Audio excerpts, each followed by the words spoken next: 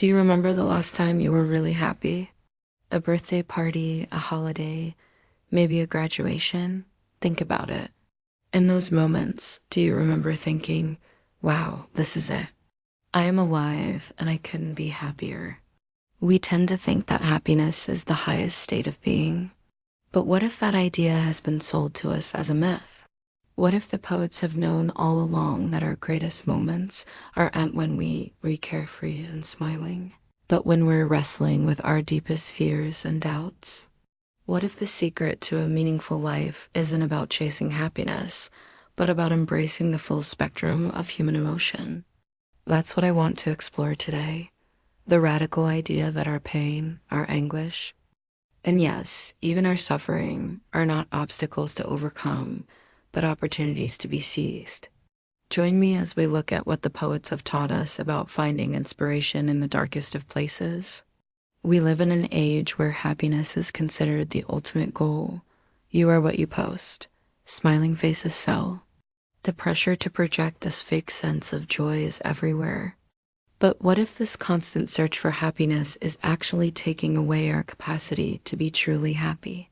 What if by numbing ourselves to any negative feelings, we are also numbing ourselves to the richness of the full human experience? When was the last time you allowed yourself to feel deeply, to cry, to rage, to mourn, to be completely present in your feelings? Have we lost our ability to sit with discomfort? Our modern world pushes us to quick fixes, to distraction, to anything that will numb the pain for a while. But true healing, true growth, comes when we allow ourselves to feel the pain, to acknowledge it, to understand it, and ultimately to transcend it. Think of the artist Sylvia Plath, one of the most celebrated poets of the 20th century. Her work was raw, honest, and deeply personal, exploring themes of death, suicide, mental illness, and the difficulties of being a woman in a man's world. Plath didn't shy away from her pain. She didn't try to hide it or pretend it didn't exist. She embraced it. She grappled with it in her poems, and in doing so, she transformed it into something beautiful, something that has inspired millions of people around the world. Her poetry reminds us that pain is not something to be avoided or feared. It's something to be acknowledged and embraced. Pain is where the real poetry is, as Plath herself wrote. I shut my eyes and the whole world drops away except for the single white line of thought. I think my life has been pain, my life has been a penance, and I would have been nothing if I had not gone through all this suffering. But Plath is not alone.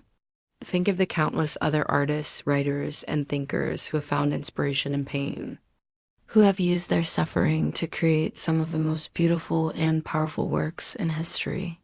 Think of Emily Dickinson, whose exploration of death and immortality continues to resonate with readers today. Think of Vincent van Gogh, whose paintings, often created during his periods of mental illness, are now some of the most valuable and influential works of art in the world.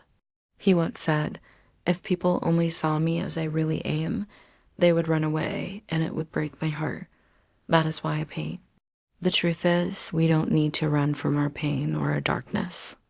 It's in that darkness that we find our greatest strength, our deepest empathy, and our most powerful creativity. So the next time you're struggling, the next time you feel like giving up, remember the words of the great poet Rumi. What seems to you to be the end may actually be the beginning. Keep going. Your poem is not finished yet. Thank you.